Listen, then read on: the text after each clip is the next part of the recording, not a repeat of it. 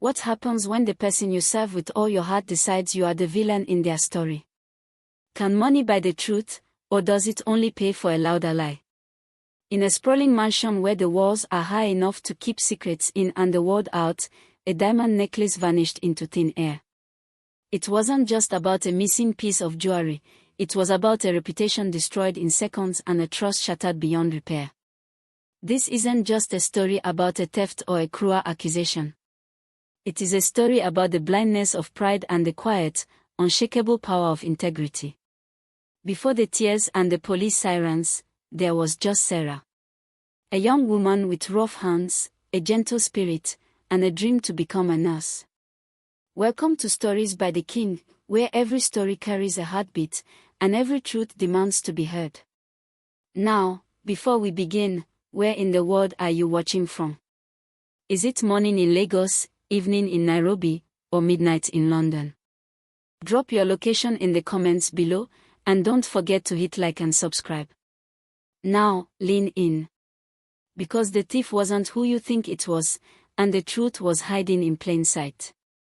The morning sun in the city did not rise gently, it burst through the curtains of the grand mansion like a spotlight seeking out dust.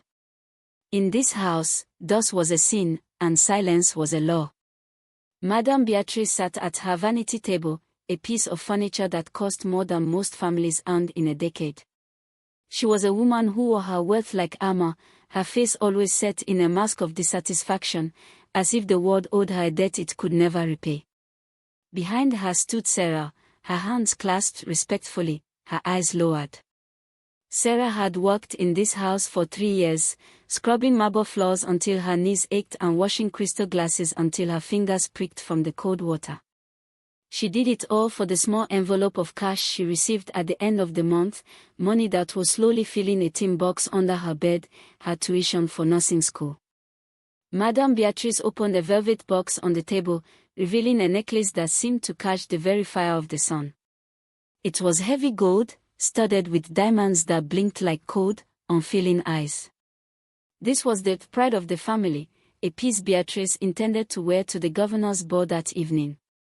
She held it up to her neck, watching her reflection with a rare, predatory smile. Sarah watched too, but not with envy. To Sarah, the necklace looked heavy, like a chain.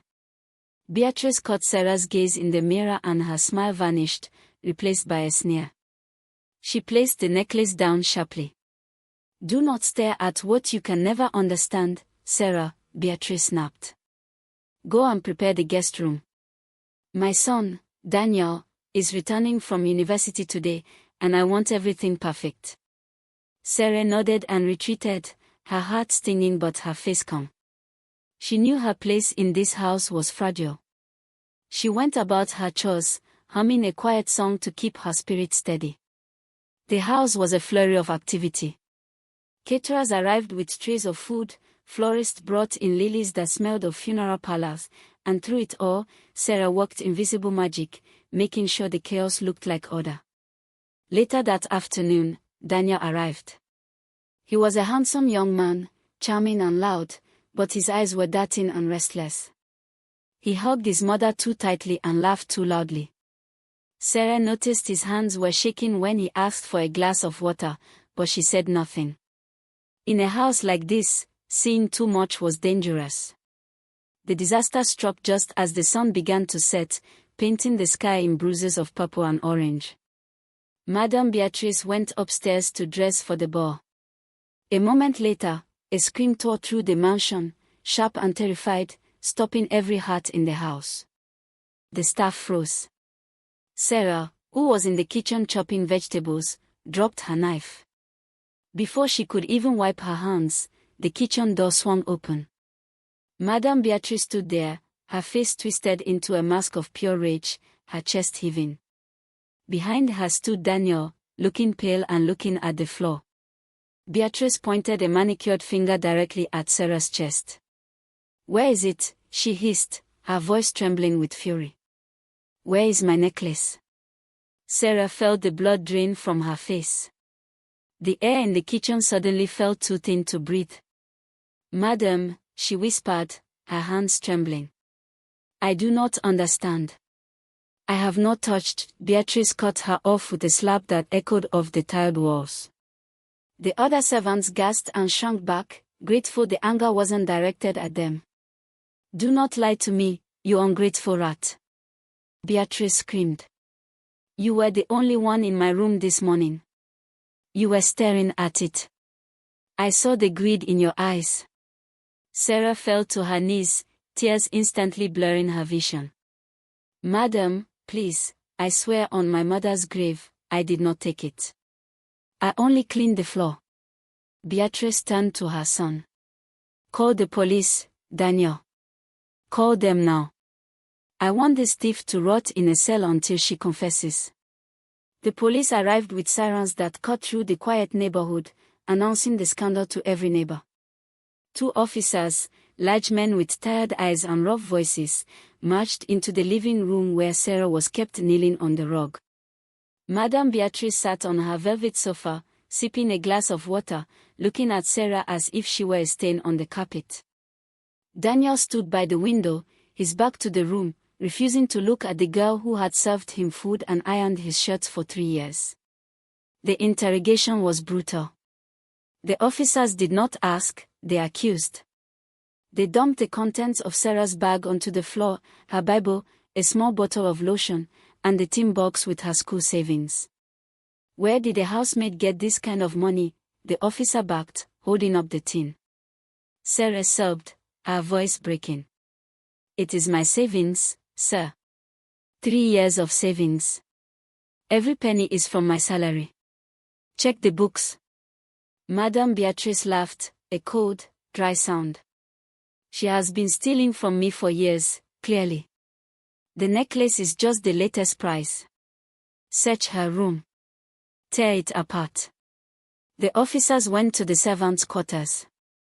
They ripped the mattress, emptied the drawers, and threw Sarah's few clothes onto the dusty floor. They found nothing. No necklace. No diamonds. Just poverty and prayer books. They returned to the living room, frustrated. We found nothing, madam. Maybe she swallowed it. Or passed it to an accomplice. Beatrice's eyes narrowed on Sarah. Who did you give it to? That boyfriend of yours. Your mother. Sarah cried out in pain. My mother is dead, madam. I have no one. I have given you nothing but honesty. The tension in the room was thick enough to choke on. Then, the old driver, Mr. Sunday, walked in. He was a man of few words, having driven for the family for 20 years. He held his cap in his hands, his eyes moving from the weeping Sarah to the nervous Daniel by the window. Madam, Mr. Sunday said, his voice low but steady. I need to speak the truth, even if it cost me my job. Beatrice glared at him. What is it, Sunday? Did you see her take it? Mr. Sunday took a deep breath. He looked at Daniel, who finally turned around, his eyes wide with panic. No, madam, Sunday said. Sarah did not take the necklace. But I know where it is. The room went deadly silent. Even the police officers stopped writing. What are you saying? Beatrice demanded. Speak. Mr. Sunday reached into his pocket and pulled out a small, crumpled piece of paper. It was a receipt from a pawn shop in the city center, dated just 2 hours ago. I drove Master Daniel to the city when he arrived, Sunday said, his voice trembling slightly. He told me to wait around the corner. I saw him go into the pawn shop. When he came out, he looked relieved. He dropped his receipt in the back seat of the car. Beatrice snatched the paper from Sunday's hand. Her eyes scanned the text, and her face went from red to a ghostly white. It was a receipt for a gold diamond necklace, pawned for a fraction of its value. The name on the receipt was Daniel. Beatrice looked up at her son, her mouth opening and closing, but no sound came out. The betrayal was not from the servant she despised, but from the blood she adored. The silence that followed was louder than the screams had been. Daniel crumbled. He didn't run, he just collapsed onto the nearest chair, burying his face in his hands. "I needed the money, Mama," he sobbed, his voice muffled. "I owe people. Bad people. They were going to hurt me." The confession hung in the air, toxic and heavy. Madame Beatrice looked at her son, the boy she had spoiled, the boy she had protected from every consequence. Then she looked at Sarah. Sarah, who was still kneeling on the floor, her face swollen from crying, her savings scattered around her like garbage. The police officers looked at each other, awkward and unsure. "Madam," one officer said, clearing his throat. "Do you want us to arrest the young man?" Beatrice seemed to age 10 years in 10 seconds. She waved her hand dismissively at the officers. "Leave," she whispered.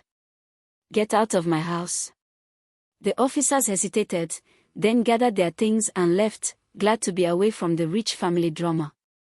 Beatrice stood up and walked over to Sarah. She did not help her up. She simply looked down at her. "Get up," she said, her voice devoid of its usual power. Sarah stood, her legs shaking, clutching her Bible to her chest. She looked at Beatrice, not with fear anymore, but with a profound pity. "You can keep your job," Beatrice said, looking away. "I will increase your salary. We will never speak of this again." Sarah looked at the woman who had been ready to send her to prison without a second thought. She looked at the expensive furniture, the gold curtains, and the weeping son who had let her take the blame. Slowly, Sarah shook her head. "No, madam," Sarah said softly. Her voice was clear, ringing with a dignity that money could not buy. "I cannot stay. You did not just accuse me of theft, you tried to steal my name. A job I can find anywhere, but my peace. That belongs only to me." She knelt one last time, gathered her scattered money into the tin box, and stood up. Beatrice reached into her purse and pulled out a thick stack of cash. "Take this," she said, desperation creeping into her voice. "It is 3 months' salary. Take it and go." Sarah looked at the money. It was more than she had saved in a year. It could pay for her first semester immediately. But she knew what that money was. It was a bribe for her silence, a payment for her dignity. "Keep your money, madam," Sarah said. "Use it to get help for your son." With that, Sarah turned and walked out of the heavy oak doors. She walked past the electric fences and the high walls. She walked out of the estate and onto the dusty road. The evening breeze was cool against her tear-stained face. She had no job. She had nowhere to sleep that night. But as she looked up at the first stars appearing in the sky, Sarah felt lighter than she had in years. She had nothing in her pockets, but she had the truth in her heart. Behind her, in the mansion of lights and gold, a mother wept over a necklace that had returned, and a son who was lost.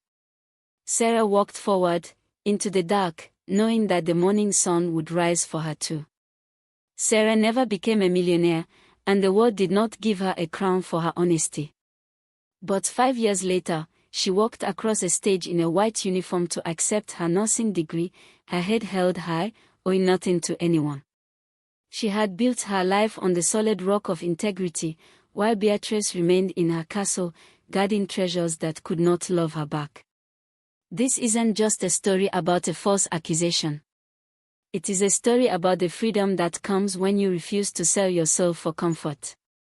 And a heart that chooses truth over convenience, and dignity over dollars, will always find a way to shine. If this story moved you, please hit the like button, share it with a friend, and tell me in the comments, would you have taken the hush money from Madame Beatrice, or would you have walked away like Sarah? Subscribe to Stories by the King, where truth heals, and courage finds its home.